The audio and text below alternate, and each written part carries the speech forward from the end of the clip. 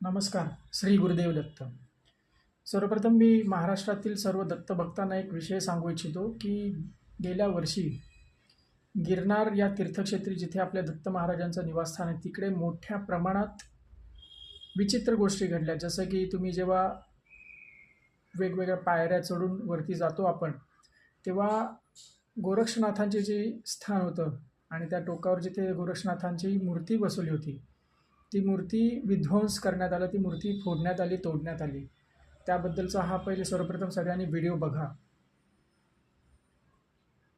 हा व्हिडिओ बघून तुमच्या माझ्या डोक्यात तळपायाची आग मस्तकात गेली असेल.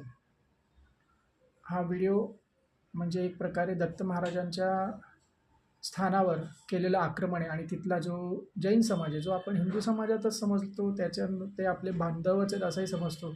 पण काही विध्वंसक लोकांमुळे, विचारांमुळे, त्यांच्या कृतीमुळे हा विद्वेष पसरला जात आहे.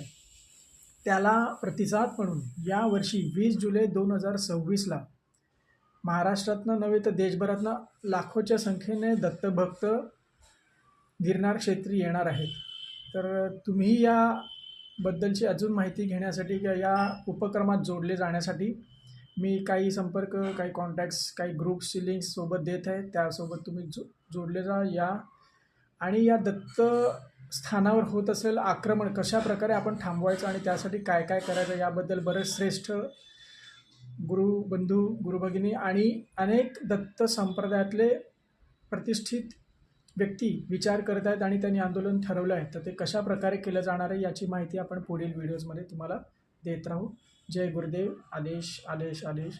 श्री गुरुदेव दत्त, श्री गुरुदेव दत्त, श्री गुरुदेव दत्त.